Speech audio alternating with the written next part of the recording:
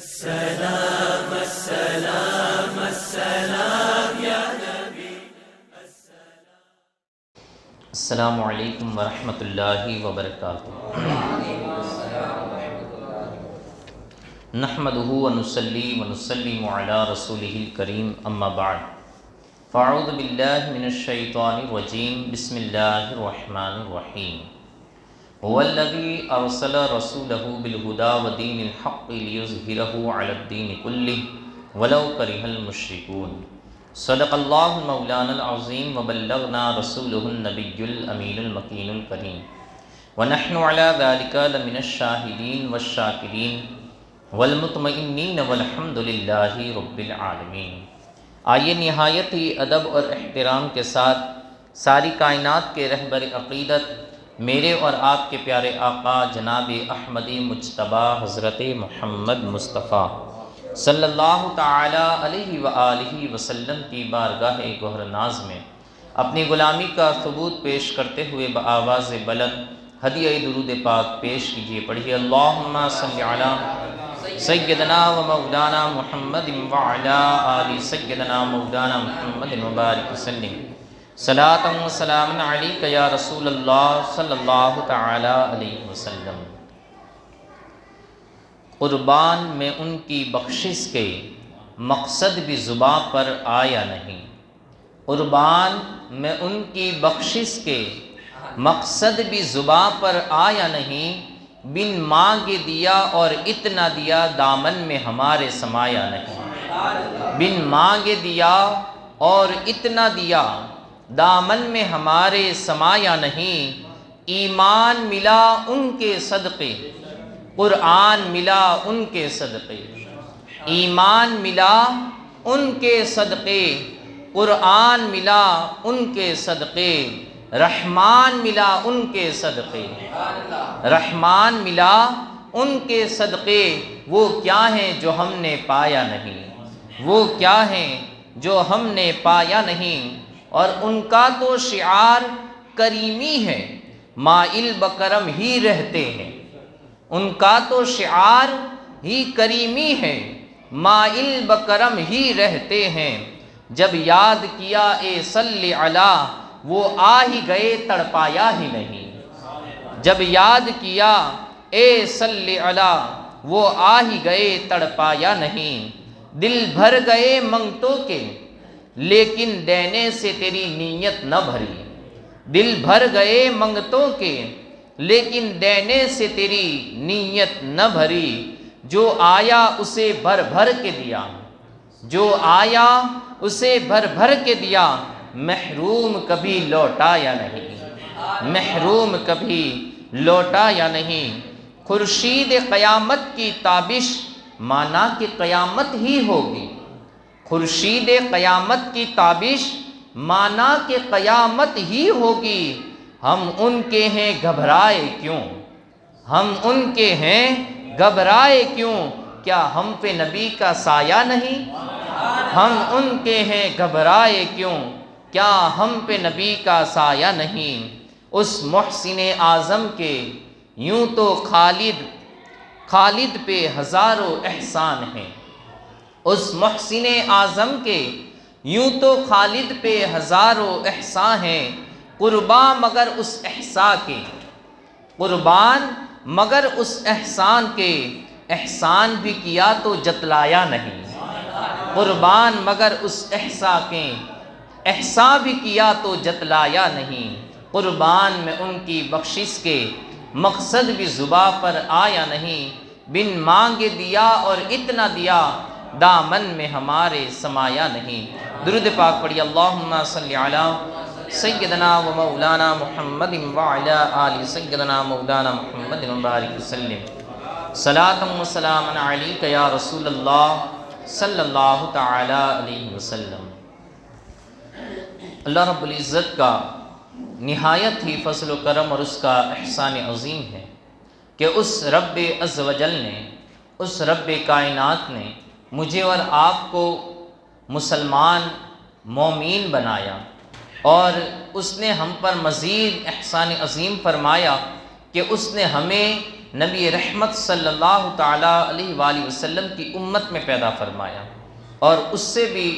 اللہ رب العزت کا یہ کرم کہ اللہ رب العزت نے ہمیں آقا رحمت صلی اللہ تعالیٰ علیہ وآلہ وسلم کی امت میں اہل سنت والجماعت نبی رحمت صلی اللہ تعالیٰ علیہ وآلہ وسلم اور اپنے صحابہ کرام کے راستے پر رکھا۔ اللہ رب العزت ہمیں اسی راستے پر چلنے اور اسی راستے پر ہمیں موت بھی عطا فرمائے۔ پچھلی نشستوں کے اندر ہم نے سماعت کیا نبی پاک صلی اللہ تعالیٰ علیہ وآلہ وسلم کی سیرت طیبہ کو بالترتیب ہم اپنی استطاعت کے مطابق پچھلی کئی نشستوں کے اندر سماعت کرتے ہوئے چلے آ رہے ہیں۔ 33 نشست میں ہم نے روزانہ جو بھی بن سکا ہم نے سماعت کیا۔ پچھلے 3-4 سال سے ہم سیرت طیبہ کو سماعت کرتے آ رہے ہیں۔ ابھی ہم جہاں تک پہنچے ہیں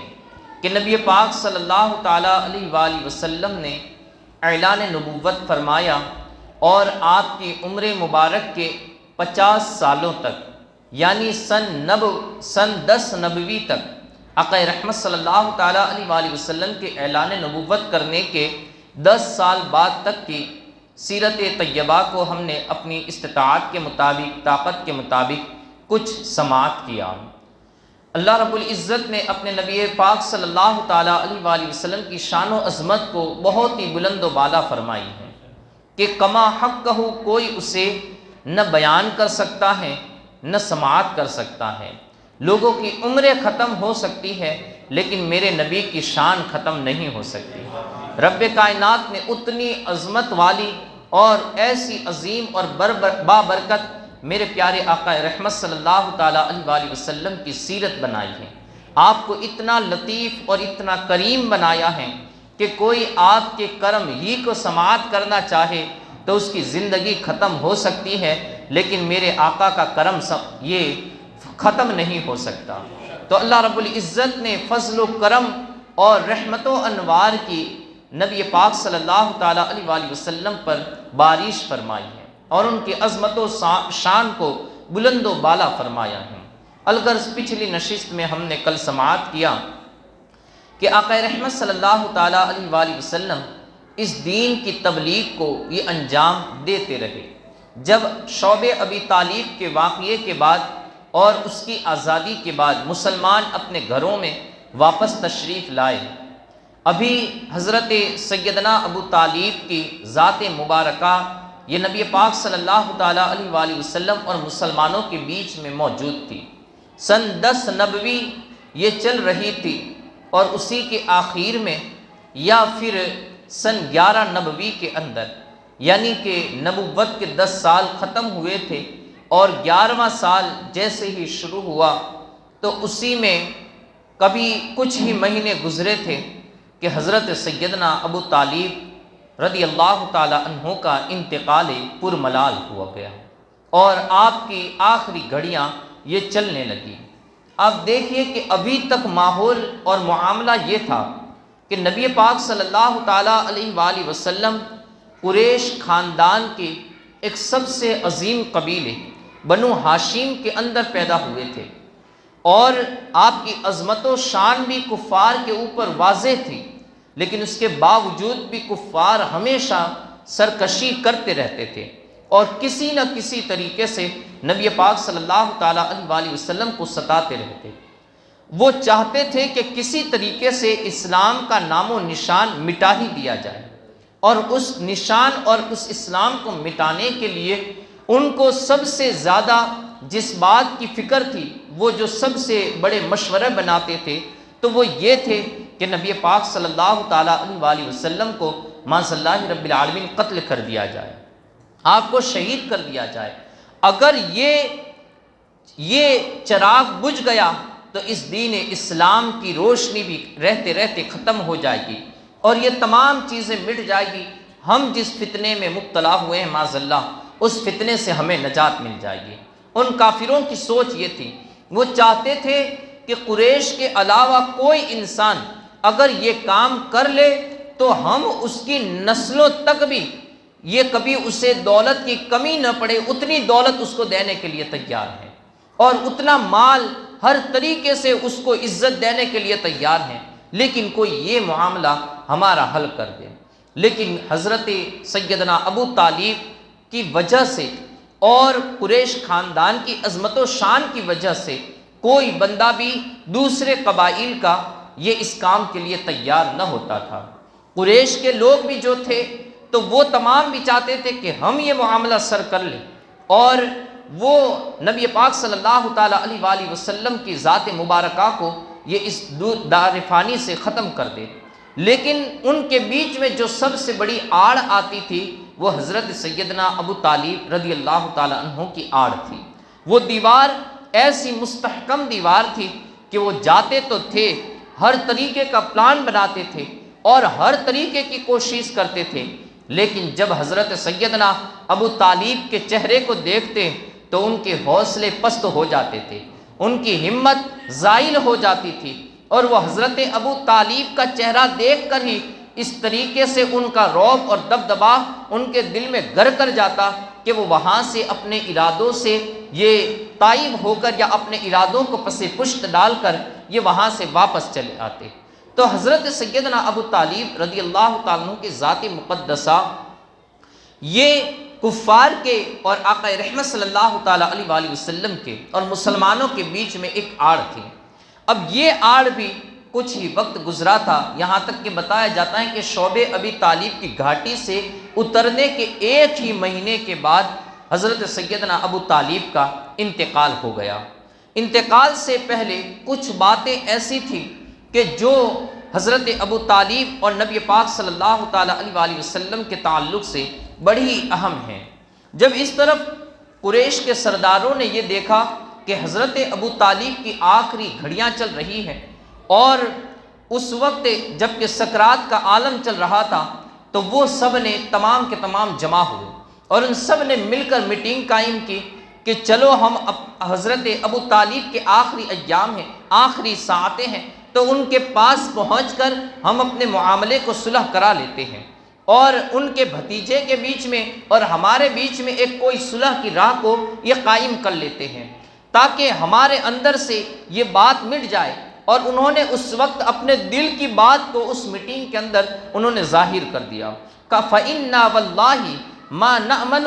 أَن يَتَبَزُّونَا أَمْرَنَا، کہا کہ ہمیں یہ اندیشہ ہے کہ اگر یہ معاملہ صلح کے ذریعے طے ہو جاتا ہے تو یہ اچھی بات ہے، ورنہ یہ لوگ ہمارا خاتمہ کرے بغیر ہمیں چھوڑیں گے نہیں۔ یعنی ہمارے جو معبودان باطل ہیں اور جو ہمارا دین ہے اسے یہ مٹا کر ہی چھوڑیں گے۔ گویا کہ نبی پاک صلی اللہ تعالیٰ علیہ وآلہ وسلم کے حوصلے کا اور آپ کی کوشش کا اس بات سے اندازہ لگایا جا سکتا ہے کہ کفار قریش اور سرداران قریش یہ بھی یہ جانتے تھے کہ ان کی سعی اور ان کی کوششیں اس قدر اونچی اور اعلیٰ درجے کی ہے کہ یہ ہمارے مذاہب کو مٹا کر چھوڑیں گے، یہ ہمارا نام و نشان تک مٹا دیں گے اور ان کا دین یہ تمام دینوں پر غالب آ جائے گا۔ تو اس وقت وہاں کے رؤسا اور بڑے بڑے سردار عتبہ بن ربیعہ، شیبہ بن ربیعہ، ابو جہل بن ہشام، امیہ بن خلف، ابو سفیان بن حرب، ایسے دوسرے بھی چند لوگ یہ جمع ہوئے اور حضرت ابو طالب کے پاس پہنچے۔ ابو طالب کے پاس پہنچ کر انہوں نے کہا کہ اے سردار قریش، ہم آپ کی عظمت و شان کو جانتے ہیں، آپ کے بھتیجے کی وجہ سے ہمارے اور آپ کے بیچ میں ایک نزاع کا اور ایک لڑائی جھگڑے کا معاملہ پیدا ہوا، لیکن ہم آپ کی اس کے باوجود بھی عزت و تعظیم کرتے ہیں کہ آپ کی جو شان قریش خاندان کے اندر اور پورے عرب قبائل کے اندر جو ہے اس سے کوئی انکار نہیں کر سکتا۔ رب کائنات نے آپ کو سب سے اونچی شان عطا فرمائی ہے اور ہم آپ کی شان کے خواہاں بھی ہیں،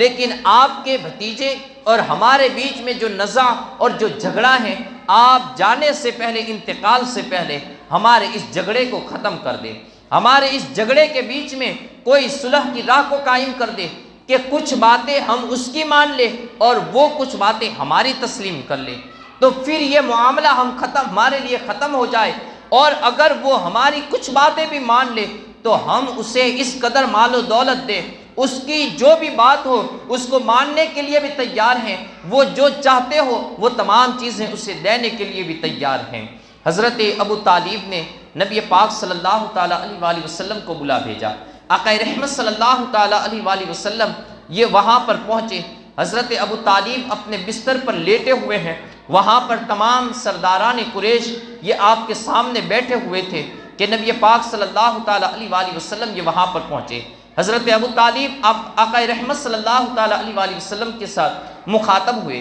اور کہا کہ اے میرے پیارے بھتیجے،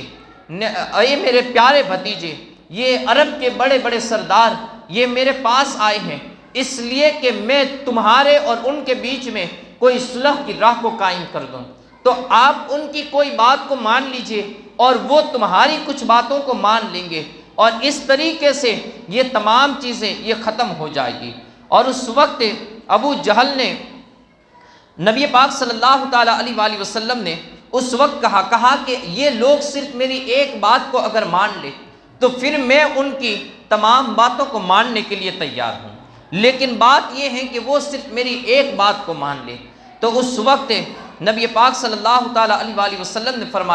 کہا کہ تم سب صرف یہ کہو کہ لا الہ الا اللہ وتخلعون ما تعبدون من دونہ، کہ ہم اللہ کے سوا کسی کو اپنا معبود نہیں مانتے ہیں، اللہ کو ایک مانتے ہیں، اس کے سوا کسی کو بھی اپنا معبود نہیں مانتے ہیں، اور اپنے جتنے جھوٹے معبود ہیں ان تمام سے بیزار ہو کر ان تمام سے توبہ کرتے ہیں کہ ان کی عبادت نہیں کریں گے۔ نبی پاک صلی اللہ تعالیٰ علیہ وآلہ وسلم نے کہا کہ بس یہ لوگ میری ایک بات کو تسلیم کر لے، اس کے بعد وہ جو چاہے وہ مجھ سے تسلیم کروا لے۔ اب جب نبی پاک صلی اللہ تعالیٰ علیہ وآلہ وسلم نے یہ بات کہی تو وہ تمام کے چہرے یہ ہکے بکے اور وہ ان کے چہروں کے اوپر ہوائیاں اڑنے لگی۔ انہوں نے کہا کہ اے محمد، یا محمد اترید ان تجعل الآلہۃ الہا واحدہ ان امرک لعجب، کہا کہ اے محمد تم یہ چاہتے ہو کہ ہم اتنے سارے خداؤں کو چھوڑ کر ایک خدا کو مان لیں اور اتنے سارے خداؤں کو چھوڑ دیں؟ کہا تمہاری بات بڑی ہی عجیب و غریب ہے جو ہماری سمجھ میں آنے والے نہیں ہیں کہ ہم اتنے خداؤں کی مخالفت کر کے صرف ایک خدا کو اپنا رب مان لے۔ انہوں نے کہا کہ اٹھو یہ ہماری کوئی بھی بات ماننے والا نہیں ہے۔ تو پھر یہ وہاں سے نبی پاک صلی اللہ تعالیٰ علیہ وآلہ وسلم کی شان میں کچھ بولتے ہوئے اور اپنے درمیان بات چیت کرتے ہوئے یہ وہاں سے اٹھ کر چلے گئے۔ کہا کہ یہ معاملہ یہ ختم ہونے والا نہیں ہے۔ اس کے بعد نبی پاک صلی اللہ تعالیٰ علیہ وآلہ وسلم اپنے چچا کے پاس بیٹھے ہی رہے اور وہاں پر بیٹھ کر اپنے چچا کے ساتھ مخاطب ہوئے۔ حضرت ابو طالب نبی پاک صلی اللہ تعالیٰ علیہ وآلہ وسلم کے اس جواب پر ذرہ برابر بھی ناراض نہیں ہوئے، بلکہ آپ نے فرمایا واللہ یا ابن اخی ما رأیتک سألتہم شططا، اور دوسری روایت میں آتا ہے کہ واللہ یا ابن اخی ما رأیتک سألتہم شحطا، یعنی میں نہیں دیکھتا کہ تم نے کسی غلط بات کا ان سے مطالبہ کیا ہو۔ کہا کہ اے میرے بھتیجے میں نہیں دیکھتا کہ تم نے کسی بھی غلط بات کا ان سے مطالبہ کیا ہو۔ یہ جو الفاظ ہیں یہ بھی ہمارے لیے ایک صلح کی راہ کو قائم کرتے ہیں۔ آپ اس سے حضرت سیدنا ابو طالب رضی اللہ تعالیٰ عنہ کی ذات مقدسہ اور آپ کے عقیدے کو بھی سمجھ سکتے ہیں۔ حضرت سیدنا ابو طالب اپنے آخری وقت میں ہیں اور وہ اس وقت فرما رہے ہیں کہ اے میرے بھتیجے میں نہیں دیکھتا کہ تم نے ان سے کوئی غلط بات کہی ہو، یعنی تم نے جو بات کہی تھی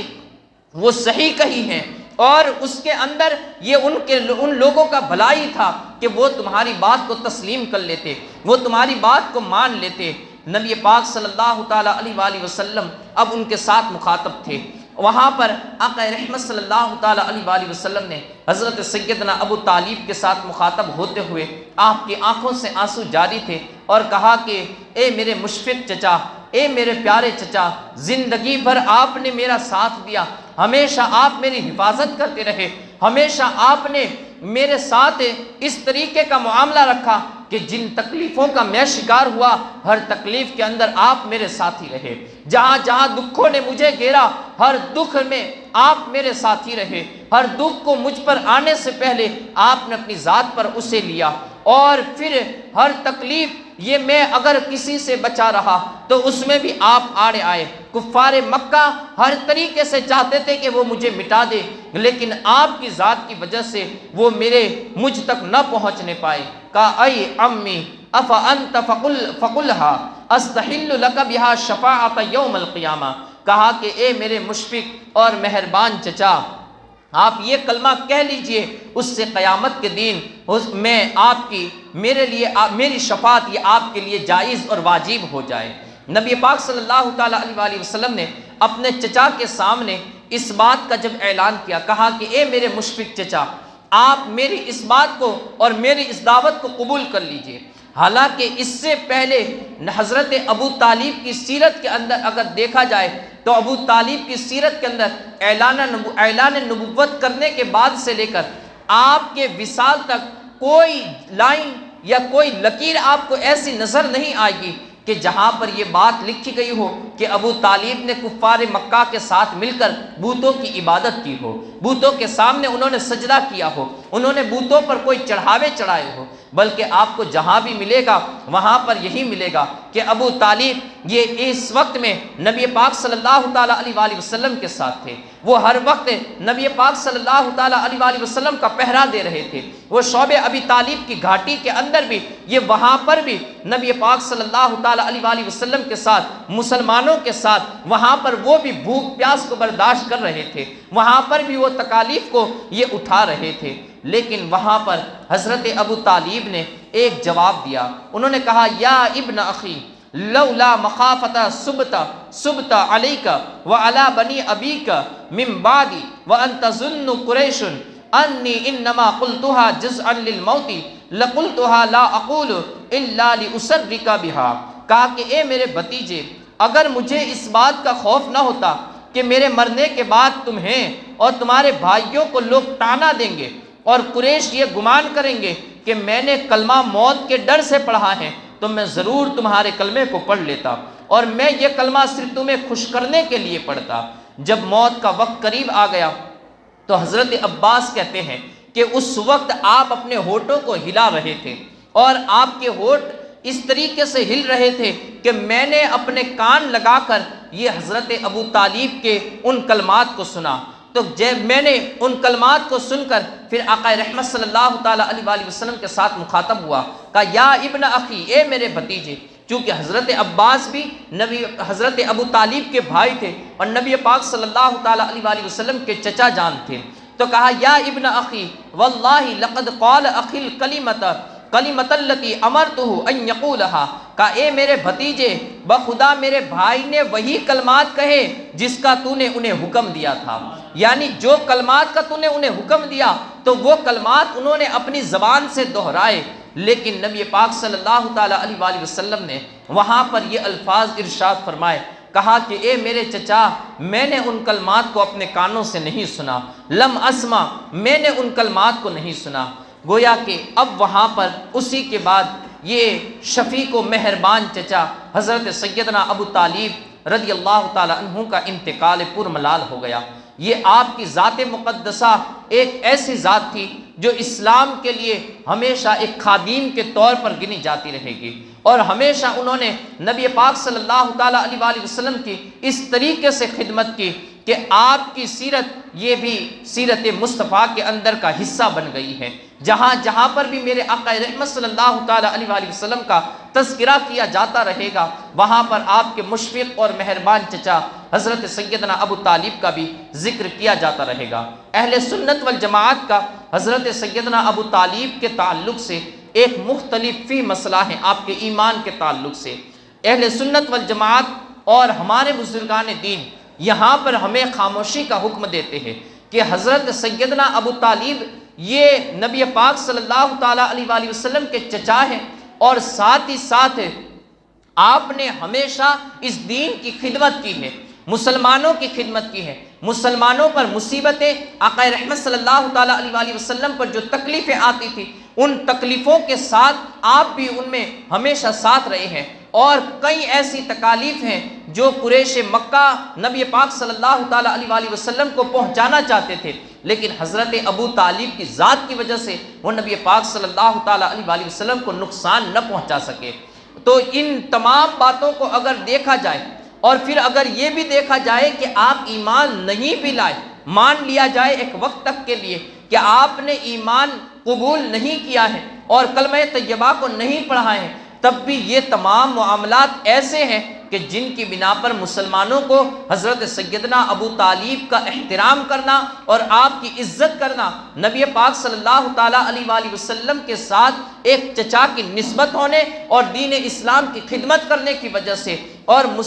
مسلمانوں کے ساتھ تمام تکالیف میں ساتھ رہنے کی وجہ سے پھر بھی مسلمانوں کے لیے لازم ہے کہ حضرت سیدنا ابو طالب کی عزت کریں، ان کے بارے میں کوئی بھی ناگفتہ اور ناسائستہ کلمات کا استعمال نہ کرے، بلکہ آپ پر کفر کا الزام لگانا یہ بھی ایک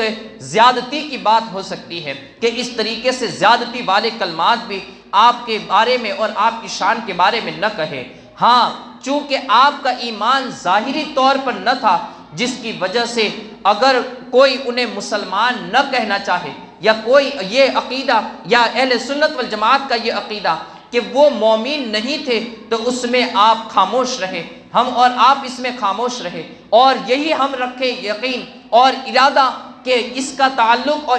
یہ سوال اللہ رب العزت ہم سے نہیں فرمائے گا۔ یہ معاملہ حضرت سیدنا ابو طالب نبی پاک صلی اللہ تعالیٰ علیہ وسلم اور اللہ رب العزت کے درمیان میں ہے کہ یہ نبی پاک صلی اللہ تعالیٰ علیہ وآلہ وسلم کے چچا تھے اور اللہ رب العزت کے پیارے آقا رحمت صلی اللہ تعالیٰ علیہ وآلہ وسلم یہ اللہ کے محبوب اور اللہ کے حبیب ہے۔ تو یہ معاملہ ان کے سپرد ہے، لیکن اہل سنت والجماعت اور بزرگان دین فرماتے ہیں کہ حضرت ابو طالب کی گستاخی بھی نہ کی جائے، حضرت ابو طالب کی شان میں کوئی نازیبہ کلمات بھی نہ کہے جائے۔ تو حضرت ابو طالب کی ذات مقدسہ ایسی عظمت و شان والی ذات تھی کہ جنہوں نے نبی پاک صلی اللہ تعالیٰ علیہ وآلہ وسلم کی پوری زندگی خدمت فرمائی۔ ہاں، ان کے ایمان کے تعلق سے ہم خاموش رہیں گے، ہم نہ ان کو مسلمان کہیں گے اور نہ انہیں کافر کہیں گے، ان کا جو مسئلہ ہے وہ مصطفیٰ جانے، مصطفیٰ کا رب جانے۔ تو یہ اللہ اور اس کے رسول کے بیچ کا معاملہ ہے۔ الغرض اہل سنت والجماعت نے اہل سنت والجماعت کے بزرگوں نے ہمیں یہ بتایا ہے کہ حضرت سیدنا ابو طالب رضی اللہ تعالیٰ عنہ، ان کے بارے میں اعلان نبوت کے بعد کہیں پر بھی یہ نہیں ملتا کہ آپ نے کبھی بتوں کی پرستش کی ہو، آپ نے کبھی بتوں کے سامنے سجدہ ریز ہوئے ہو۔ الغرض اگر اس سے آگے حضرت ابو طالب نے انتقال سے پہلے تمام قریش والوں کو اور اپنے ارد گرد تمام جو لوگ جمع تھے ان کو جو آخری نصیحت کی، وہ نصیحت بھی بہت ہی سننے اور دین اسلام کی رغبت دلاتے ہوئے جو لوگوں کے درمیان ایک ناصحانہ کلمات کہے، وہ بھی سننے کے لائق ہیں۔ ہم اس کا ترجمہ سماعت کرتے ہوئے چلتے ہیں، جو ان کے الفاظ ہیں اسی کو ترجمے کے طور پر سماعت کریں۔ انہوں نے کہا، ایک گروہ قریش، تمہیں اللہ تعالیٰ نے اپنی مخلوق سے چن لیا ہے، تم سارے عرب کا دل ہو۔ اس سے یہ بات بھی پتہ چلتی ہے کہ حضرت سیدنا ابو طالب کی قریش خاندان کے تمام قبائل میں اور تمام قبیلوں کے سرداروں کے اندر حضرت سیدنا ابو طالب کی جو سرداری تھی اور آپ کی جو نمایاں شان تھی وہ بھی پتہ چلتی ہے کہ تمام سردار بھی حضرت سیدنا ابو طالب کو اپنا سردار تسلیم کرتے تھے۔ حضرت سیدنا ابو طالب کہتے ہیں، اے گروہ قریش، تمہیں اللہ تعالیٰ نے اپنی مخلوق سے چن لیا ہے، تم سارے عرب کا دل ہو، یہ اچھی طرح جان لو کہ تم نے تمام اچھی صفات اپنے اندر جمع کر لی ہیں، شرف و عزت کے تمام مداری تم نے پا لیے ہیں، انہیں گوناگو خوبیوں کی وجہ سے تمہیں دوسری قوموں پر فضیلت عطا کی گئی ہے۔ میں تمہیں اس مکان یعنی بیت اللہ شریف کی تعظیم کی وصیت کرتا ہوں، کیونکہ اسی میں اللہ تعالیٰ کی خوشنودی ہے اور اسی پر تمہاری معاش کا دار و مدار ہے، اور اسی سے تمہارا دبدبا بھی دوسری اقوام کے اوپر قائم ہے۔ قریبی رشتہ داروں سے صلہ رحمی کرتے رہنا، قطع رحمی سے ہمیشہ باز رہنا، کیونکہ صلہ رحمی سے زندگی لمبی ہو جاتی ہے اور دوستوں کی تعداد میں اضافہ ہوتا ہے۔ بغاوت، سرکشی کو چھوڑ دینا، کیونکہ اسی وجہ سے پہلی قومیں ہلاک ہو گئی۔ جو دعوت دے اسے قبول کرنا، سائل کو کبھی بھی خالی ہاتھ نہ لوٹانا، کیونکہ اسی میں زندگی اور موت کی عزت ہے۔ سچ بولنا، امانت میں کبھی خیانت نہ کرنا، ان خوبیوں کی وجہ سے خواص کے دلوں میں محبت پیدا ہوتی ہے اور عوام کے دلوں میں عزت پیدا ہوتی ہے۔ میں تمہیں وصیت کرتا ہوں کہ محمد صلی اللہ تعالیٰ علیہ وآلہ وسلم کے ساتھ بھلائی کرنا، کیونکہ سارے قبیلہ قریش میں وہ الامین کے لقب سے ملقب ہے اور سارے اہل عرب اسے الصدیق کہتے ہیں۔ جن خصائل حمیدہ کی میں نے تمہیں وصیت کی ہیں وہ ان تمام کے جامع ہیں، یعنی وہ جو میں نے پہلے بیان کیے وہ تمام کے تمام صفتیں میرے بھتیجے محمد کے اندر پائی جاتی ہیں۔ بخدا میں دیکھ رہا ہوں کہ عرب کے مفلسوں اور ناداروں نے، دور و دراز علاقوں میں رہنے والوں نے، کمزور اور ضعیف لوگوں نے اس کی دعوت کو قبول کر لیا ہے۔ حضرت سیدنا ابو طالب آگے کی بات کے بارے میں بتا رہے ہیں کہ میں دیکھ رہا ہوں اور میں یہ تصور کر رہا ہوں کہ عرب کے تمام لوگوں نے اس کی دعوت کو قبول کر لیا ہے اور وہ مسلمان ہو چکی ہیں، اس کے دین کی تعظیم کی ہے۔ گویا میں دیکھ رہا ہوں کہ اس کی برکت سے وہ لوگ قریش کے سردار بن گئے ہیں اور قریش کے سردار پیچھے رہ گئے ہیں، ان کے محلات غیر آباد ہو گئے ہیں۔ عرب کے سارے باشندے ان کے ساتھ دل سے محبت کرنے لگے ہیں، اپنے دلوں کو اس کی محبت اور عقیدت کے لیے انہوں نے مخصوص کر دیا ہے اور اپنی زمام قیادت اس کے ہاتھ میں دے دی ہے، اسے اپنا پیشوا اور اپنا امام بنا لیا ہے۔ پورے عرب نے اسے اپنا امیر اور اپنا امام تسلیم کر لیا ہے۔ اے گروہ قریش، اپنے باپ کے بیٹے کے مددگار اور دوست بن جاؤ، یعنی کہ نبی پاک صلی اللہ تعالیٰ علیہ وآلہ وسلم کی طرف اشارہ ہے، کہا اپنے باپ کے بیٹے کے مددگار اور دوست بن جاؤ، جنگوں میں اس کے حامی اور ناصر بن جاؤ۔ خدا کی قسم جو شخص اس کی راہ پر چلے گا ہدایت پا جائے گا، اور جو اس کے دین ہدایت کو قبول کرے گا وہ نیک بخت اور بلند اقبال بن جائے گا۔ اگر میری زندگی میں کچھ گنجائش ہوتی، آپ فرماتے ہیں اگر میری زندگی میں کچھ گنجائش ہوتی اور میری موت میں کچھ تاخیر ہوتی تو میں ساری جنگوں میں اس کی کفایت کرتا اور اس کے تمام آلاب و مصائب کا اس سے دفاع کرتا اور ہمیشہ اس کے ساتھ میں کھڑا رہتا۔ اس وصیت کے بعد حضرت سیدنا ابو طالب کی روح یہ پرواز کر گئی۔ گویا کہ آپ کی جو آخری وصیت بھی تھی وہ نبی پاک صلی اللہ تعالیٰ علیہ وآلہ وسلم کے تعلق سے اور دین اسلام کے تعلق سے تھی۔ اب یہ تمام باتوں کو اگر دیکھا جائے تو وہ بزرگان دین جنہوں نے آپ کے ایمان کو ثابت کیا ہے تو انہوں نے ان تمام باتوں کو لے کر اور حضرت سیدنا عباس رضی اللہ تعالیٰ عنہ کی روایت کو لے کر ان کے ایمان کو ثابت کیا ہے۔ لیکن چونکہ اہل سنت کے جمہور علماء کا یہی متفقہ عقیدہ ہے کہ حضرت سیدنا ابو طالب کے ایمان کے تعلق سے مسلمانوں کو خاموشی اختیار کرنی چاہیے کہ یہ اللہ اور اس کے رسول کا معاملہ ہے، وہ ان کے چچا کے ساتھ، اللہ کے رسول کے چچا کے ساتھ اللہ جو بھی معاملہ کرنا چاہے یہ اس کی مرضی ہے۔ ہاں، مسلمان جب بھی ابو طالب کا ذکر کرے تو خیر کے ساتھ ذکر کرے، محبت کے ساتھ ذکر کرے۔ کہتے ہیں کہ حضرت سیدنا ابو طالب رضی اللہ تعالیٰ عنہ کی زندگی کا چراغ یہ شعب ابی طالب سے واپس پلٹنے کے ایک ہی مہینے کے بعد گل ہو گیا۔ حضرت سیدنا ابو طالب کا انتقال پرملال ابھی ہوا ہی تھا اور اسے 35 دن ہی گزرے تھے کہ پھر ام المؤمنین حضرت سیدہ خدیجۃ الکبریٰ رضی اللہ تعالی عنہا کا بھی انتقال ہو گیا۔ حضرت سیدنا خدیجۃ الکبریٰ رضی اللہ تعالی عنہا یہ وہ مومنوں کی ماں ہے کہ جنہوں نے مومنوں کے لیے اپنا سب کچھ قربان کر دیا، اس دین کے لیے اپنی ہر چیز کو قربان کر دیا۔ یہ وہی ماں اور یہ وہی ام المؤمنین ہے کہ جن کے پاس کئی ہزار غلام پڑے رہتے تھے، جن کے پاس سواریوں کے سامان کئی ہزار گنا اور کئی ہزاروں کی تعداد میں اس کا سامان تجارت اٹھانے والے اونٹ ہوا کرتے تھے۔ یہ خاتون جو ایک مکے کی رئیس خاتون تھی، یہ مکے کی ایک سب سے اعلیٰ ترین خاتون تھی، مکے کی جو سب سے عظیم اور مالداروں کی فہرست میں سب سے اول نمبر آنے والی جو خاتون تھی وہ حضرت سیدہ خدیجۃ الکبریٰ رضی اللہ تعالی عنہا ہے۔ حضرت خدیجۃ الکبریٰ رضی اللہ تعالی عنہا ہی کی وہ ذات مقدسہ ہے کہ پھر جب انہوں نے نبی پاک صلی اللہ تعالی علیہ وآلہ وسلم کی زوجیت میں آئی اور نبی پاک صلی اللہ تعالی علیہ وآلہ وسلم کے نکاح میں آئی تو اس دین کے لیے اور اس دین کی خاطر انہوں نے اپنا ہر مال جہاں جہاں پر بھی نبی پاک صلی اللہ تعالیٰ علیہ وآلہ وسلم کو اس دین کے لیے ضرورت پیش آئی، انہوں نے اپنے غلاموں کو بھی آزاد کر دیا، انہوں نے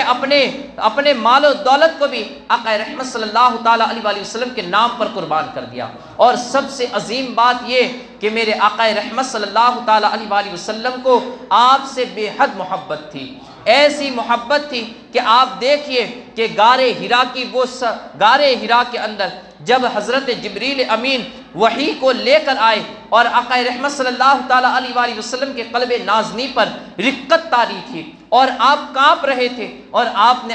گھر میں آ کر کہا کہ زملونی زملونی، اے خدیجہ مجھے چادر اڑاؤ، مجھے خطرہ ہے کہ مجھے کچھ ہو نہ جائے اور میرا رب میرے بارے میں کوئی فیصلہ نہ فرما دے۔ اس وقت وہی پیاری اور ایسی وہ محبت فرمانے والی، محبت کرنے والی بیوی حضرت ماں خدیجۃ الکبریٰ رضی اللہ تعالی عنہا نے کہا تھا اور ایک دلاشا دیا تھا اور پریشان دل کو ایک قرار ہو جائے ایسے الفاظ آپ نے کہے تھے، کہا کلا ابشر فواللہ لا یخزیک اللہ ابدا، کہا نہیں میرے آقا یا رسول اللہ صلی اللہ تعالیٰ علیہ وآلہ وسلم، آپ ہرگز خوف زدہ نہ ہو، بلکہ آپ کے لیے تو خوشخبری ہے کہ اللہ رب العزت کبھی بھی آپ کو ضائع نہیں فرمائے گا، کبھی بھی آپ کو رسوا نہیں فرمائے گا۔ یہ ایک ایسے کلمات تھے جو میرے آقا رحمت صلی اللہ تعالیٰ علیہ وآلہ وسلم کی تمام پریشانیوں کو دور فرما دیتے تھے۔ اور اس کے بعد آپ نے نبی پاک صلی اللہ تعالیٰ علیہ وآلہ وسلم کی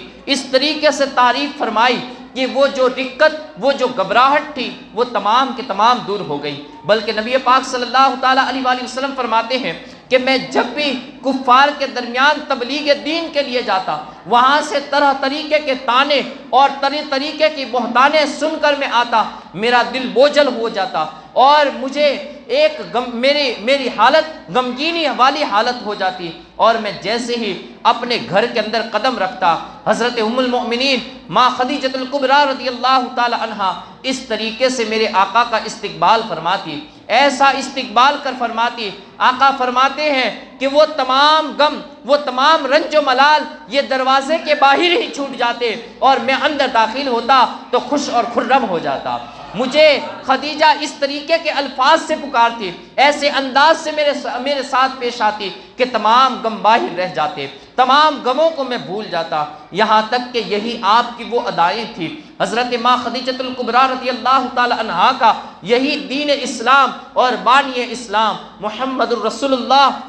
صلی اللہ تعالیٰ علیہ وآلہ وسلم کے لیے وہ پیار محبت والا انداز تھا کہ اپنے رب کائنات کو بھی ان کا یہ انداز پسند آیا، اور ایسا پسند آیا کہ ایک دن جبریل امین کو بھیجا۔ حضرت سیدنا ابو ہریرہ رضی اللہ تعالیٰ عنہ سے روایت ہے، فرماتے ہیں قال اتا جبریل الی رسول اللہ صلی اللہ تعالیٰ علیہ وآلہ وسلم وقال یا رسول اللہ هذه خدیجۃ قد اتت باناء فیہ ادام، کہا یا رسول اللہ صلی اللہ تعالیٰ علیہ وآلہ وسلم ابھی خدیجہ یہ ایک برتن کے اندر سالن لے کر آنے والی ہے، فَإِذَا هِيَ أَتَتْكَ فَقْرَأَ عَلَيْهَا السَّلَامَ مِنْ رَبِّهَا وَمِنِّي وَبَشِّرْهَا بِبَيْتٍ فِي الْجَنَّةِ مِنْ قَصَبٍ لَا ذَهَبَ فِيهِ وَلَا نَصَبَ، کہا کہ یا رسول اللہ صلی اللہ تعالیٰ علیہ وآلہ وسلم جب وہ آپ کے پاس آئے تو انہیں آپ کے رب کا سلام پیش کر دیجئے اور میرا بھی سلام انہیں کہیے اور انہیں خوشخبری دیجئے کہ اللہ رب العزت نے موتیوں کا ان کے لیے جنت میں محل تیار کر کے رکھا ہے، ان کے لیے جنت میں موتیوں کا محل تیار کر کے رکھا ہے کہ جنت میں حضرت خدیجۃ الکبریٰ رضی اللہ تعالی عنہا کو موتیوں والا محل دیا جائے گا کہ جس کے اندر کوئی شور بھی نہیں ہوگا اور کوئی پریشانی بھی نہیں ہوگی، وہاں پر چین و سکون والا مقام انہیں عطا کیا جائے گا۔ تو رب کا بھی سلام جن کے لیے زمین پر آیا ہو وہ حضرت ماں خدیجۃ الکبریٰ رضی اللہ تعالی عنہا ہے۔ نبی پاک صلی اللہ تعالی علیہ وآلہ وسلم ام المؤمنین حضرت ماں خدیجۃ الکبریٰ رضی اللہ تعالی عنہا سے اس قدر محبت فرمایا کرتے اور آپ کی تعریف ایسی فرمایا کرتے کہ کبھی کبھی آپ کی دوسری ازواج کو بھی یہ آپ پر رشک آنے لگتا، اور آپ نبی پاک صلی اللہ تعالیٰ علیہ وآلہ وسلم کی بارگاہ میں عرض کرتی کہ یا رسول اللہ صلی اللہ تعالیٰ علیہ وآلہ وسلم، اللہ نے تو اپنی نعمتیں آپ پر پوری فرما دی ہیں اور آپ کو بہترین بیویاں یہ خدیجہ کے مقابلے میں عطا کی ہیں، لیکن آپ پھر بھی اس سے، یہاں تک کہ حضرت ام المؤمنین حضرت عائشہ صدیقہ رضی اللہ تعالی عنہا کے الفاظ ہیں کہ فرماتے ہیں کہ اس دونوں ہونٹوں کے گوشے، جس کے دونوں ہونٹوں کے گوشے یہ سرخ تھے، آپ اس بیوی کو بھول ہی نہیں رہے ہیں، ہر حال میں اس کا ذکر کرتے جا رہے ہیں۔ نبی پاک صلی اللہ تعالیٰ علیہ وآلہ وسلم نے فرمایا، کہا عائشہ اس نے میری ایسی مدد کی ہے اور ایسی کہ جب تمام لوگوں نے مجھے جھٹلایا تو اس وقت سب سے پہلے میرا اقرار کرنے والی میری وہی بیوی حضرت خدیجہ الکبریٰ رضی اللہ تعالیٰ عنہا ہے۔ کہا کہ جب تمام لوگ مجھ پر ظلم و ستم ڈھا رہے تھے، میرے دل کو دکھا رہے تھے، تو میرے دل کو چین و سکون نصیب کرنے والی اور مجھ پر محبت والے انداز میں میرے دل کو سکون فراہم کرنے والی یہ خدیجہ ہی تھی۔ حضرت خدیجہ الکبریٰ رضی اللہ تعالی عنہا کی جتنی دوست اور آپ کی جتنی سہیلیاں بھی تھی، نبی پاک صلی اللہ تعالی علیہ وآلہ وسلم آپ کے انتقال کے بعد ان کے ساتھ بھی اچھا سلوک فرماتے، یہاں تک کہ جب کبھی بکری کا بچہ وغیرہ ذبح کرتے اور سالن وغیرہ پکاتے تو ان تمام کے گھر سالن بھی بھجایا کرتے۔ اس طریقے سے میرے آقا رحمت صلی اللہ تعالی علیہ وآلہ وسلم نے ان کے ساتھ محبت فرمائی اور حضرت ام المؤمنین نے اس طریقے سے نبی پاک صلی اللہ تعالی علیہ وآلہ وسلم کے ساتھ محبت فرمائی کہ روایتوں میں آتا ہے کہ جب آپ کا انتقال پرملال ہوا اور جب آپ کا انتقال پرملال ہوا تو ایک طرف آپ کی دولت اور آپ کا خزانہ اس قدر بڑا تھا کہ مکہ کے اندر سب سے رئیس میں اگر کسی کا نام آتا تو حضرت خدیجہ الکبریٰ رضی اللہ تعالی عنہا کا نام آتا، لیکن بتایا جاتا ہے کہ جب آپ کا انتقال ہوا تو آپ کے گھر میں کوئی پھوٹی کوڑی بھی نہیں تھی۔ اس طریقے سے آپ نے تمام اپنا مال و دولت دین اسلام کے لیے اور بانی اسلام کے لیے وقف کر دیا، تمام دین اسلام کے اندر آپ نے خرچ کر دیا۔ کہا کہ دو ہستیاں دین اسلام کے اندر ایسی گزری ہیں کہ جو اپنی زندگی میں تو بڑی مالدار رہی، لیکن جب ان کا انتقال ہوا تو ان کے گھر میں ایک دینار بھی نہیں پایا جاتا۔ ان میں سے ایک ام المؤمنین حضرت خدیجہ الکبریٰ رضی اللہ تعالی عنہا ہے اور دوسرے حضرت سیدنا ابو بکر صدیق رضی اللہ تعالی عنہ ہیں کہ جنہوں نے اپنا تمام کا تمام مال، اپنے لونڈی غلام، اپنا مال و دولت، درہم و دنانیر، ہر ایک چیز کو آقا رحمت صلی اللہ تعالی علیہ وآلہ وسلم کے نام پر قربان کر دیا۔ اور یہ دونوں وہ تھے جو نبی پاک صلی اللہ تعالی علیہ وآلہ وسلم سے بڑی محبت فرماتے تھے۔ اگر ہم بھی اپنے نبی سے محبت کرتے ہیں تو پھر ہمیں بھی اپنے مال پر پہرے نہیں دینے چاہیے، بلکہ اس نبی کے نام پر ہمیں اپنے مالوں کو بھی قربان کرنا چاہیے، اپنی جانوں کو بھی قربان کرنا چاہیے۔ اس نبی کے راستے میں جہاں جہاں پر جس طریقے سے ضرورت پڑے، تعلیم کے لحاظ سے ضرورت پڑے، اس نبی کے میلاد کے لحاظ سے ضرورت پڑے، تو ہمیں اپنے پیسوں کو، اپنے مال کو، یہاں تک کہ اپنے وقت کو بھی اس نبی کے نام پر قربان کرنے کے لیے ہمیشہ تیار رہنا چاہیے۔ تو حضرت سیدنا ابو بکر صدیق رضی اللہ تعالی عنہ اور حضرت خدیجہ الکبریٰ رضی اللہ تعالی عنہا نے اپنا تمام کے تمام مال نبی پاک صلی اللہ تعالی علیہ وآلہ وسلم کے لیے قربان کر دیا۔ اور اسی طریقے سے حضرت ام المؤمنین خدیجہ الکبریٰ رضی اللہ تعالی عنہا کا 65 سال کی عمر میں آپ کا انتقال ہوا، حجون کے قبرستان میں آپ کو دفن کیا گیا۔ نماز جنازہ کا چونکہ کوئی حکم نازل نہیں ہوا تھا، نبی پاک صلی اللہ تعالی علیہ وآلہ وسلم نے بذات خود آپ کی قبر مبارک میں اترے اور آپ کے جسد مبارک کو یہ اللہ کے سپرد فرمایا۔ تو یہ ام المؤمنین رضی اللہ تعالی عنہا کا بھی انتقال اسی سال کے اندر ہوا۔ آقا رحمت صلی اللہ تعالی علیہ وآلہ وسلم کو اس قدر بڑا صدمہ پہنچا کہ پہلے 1 مہینے سے پہلے آپ کے مشفق و مہربان چچا حضرت سیدنا ابو طالب کا انتقال ہو گیا، اور 1 ہی مہینے کے بعد پھر وہ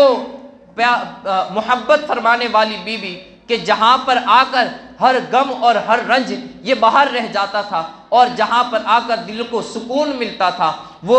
پیاری حضرت ام المؤمنین حضرت خدیجہ الکبریٰ رضی اللہ تعالی عنہا کا بھی انتقال ہو گیا۔ نبی پاک صلی اللہ تعالی علیہ وآلہ وسلم نے اس سال کا نام عام الحزن یعنی کہ غم کا سال رکھ دیا کہ دونوں ہستیاں جو بڑی ہی نبی پاک صلی اللہ تعالی علیہ وآلہ وسلم سے محبت فرمایا کرتی تھی، ان دونوں کا انتقال یہ اسی سال کے اندر ہو گیا۔ تو 11ویں سال کے اندر یہ ان دونوں ہستیوں کا یعنی 11ویں نبوی کے اندر دونوں ہستیوں کا انتقال پرملال ہو گیا۔ حضرت سیدنا ابو طالب رضی اللہ تعالی عنہ کی زندگی میں تو کفار قریش یہ رکے ہوئے تھے اور نبی پاک صلی اللہ تعالی علیہ وآلہ وسلم کے ساتھ کھلے عام اور کھلم کھلا یہ آپ کو کوئی بھی تکلیف نہیں پہنچاتے تھے، لیکن جیسے ہی حضرت ابو طالب کا انتقال ہو گیا تو اب ان کے حوصلے جو پست تھے ابھی تک وہ بلند ہو گئے، کیونکہ انہیں روکنے والی اب کوئی بھی ذات نہ رہی تھی کہ جو ان کے اور نبی پاک صلی اللہ تعالی علیہ وآلہ وسلم کے بیچ میں آ سکے اور وہ انہیں روک سکے۔ کہتے ہیں کہ وہ ابھی تک تو وہ بزدلوں کی طرح کام کرتے تھے، کبھی ان کے اوپر کوئی سرکشی کے ذریعے کوئی مکر کے ذریعے وہ چال چلتے تھے، لیکن اب ان کے حوصلے بلند ہونے لگے، اب ان کے پاس کوئی روکنے والا یا ان کو کسی کا ڈر باقی نہیں رہ گیا تھا۔ حضرت ابو طالب کے انتقال کے بعد نبی پاک صلی اللہ تعالی علیہ وآلہ وسلم تو اسی طریقے سے اللہ کے دین کی تبلیغ کو انجام دیتے رہے، اللہ کے دین کی خاطر سعی کرتے رہے، لیکن اس طرف کافروں نے بھی اب اپنی آستینیں چڑھا لی تھی اور ہر طریقے سے وہ نبی پاک صلی اللہ تعالی علیہ وآلہ وسلم کے ساتھ کھلی مخالفت پر اتر آئے تھے، یہاں تک کہ اب حال یہ ہوا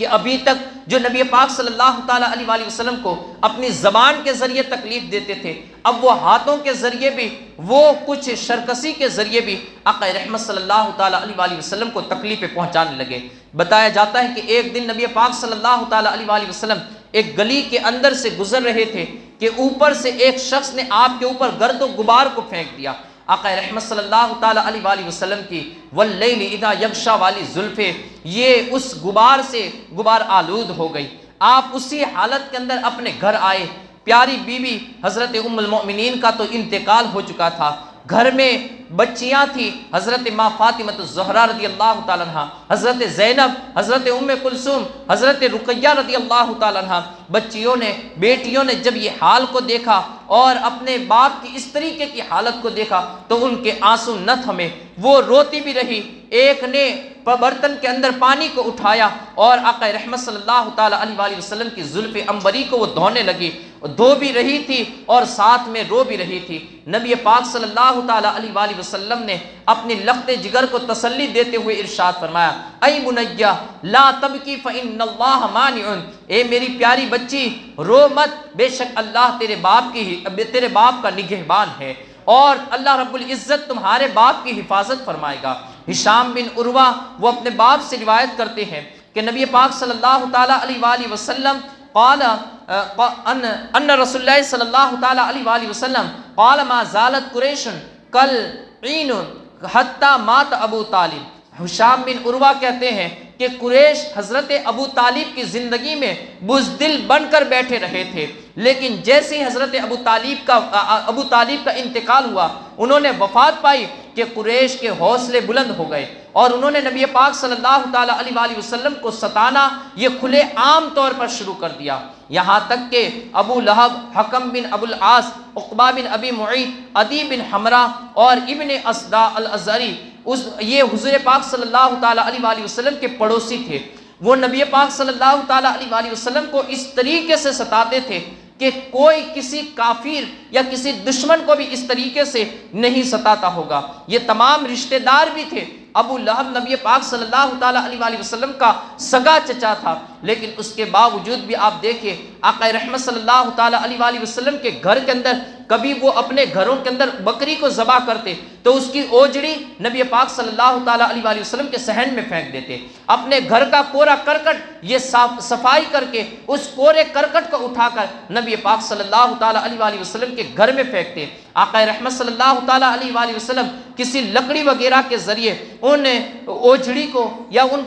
کچرے وغیرہ کو اٹھاتے اور صرف اتنا ارشاد فرماتے، یا بنی عبد مناف ای جوار ھذا، کہا کہ اے عبد المناف کی اولاد کیا تم پڑوسیوں کا اس طریقے سے حق ادا کرتے ہو؟ اور یہ کہتے ہوئے آپ ان کوڑے کرکٹ اور کچرے وغیرہ کو پھینک دیتے، اس کے علاوہ آپ انہیں کچھ بھی نہ فرماتے۔ گویا کہ نبی پاک صلی اللہ تعالی علیہ وآلہ وسلم اس حالت میں بھی جبکہ رب کائنات نے آپ کو مالک و مختار بنایا تھا، آپ اگر اشارہ بھی فرما دیتے تو ان کا کام تمام ہو جاتا، لیکن آپ صبر و تحمل سے کام لیتے، یہاں تک کہ روایت میں آتا ہے کہ ابن کثیر نے اس روایت کو نقل کیا ہے، وہ کہتے ہیں کہ وَإِنْدِ أَنَا غَالِبٌ مَا رُوِيَ مِمَّا تَقَدَّمَ مِنْ تَرَحِهِمْ صَلَا جُوزُ بَيْنَ قَطَفَيْهِ وَهُوَ يُصَلِّي كَمَا رواه ابن مسعود وفيه أن فاطمة جاءت فطرحته عنه وأقبلت عليهم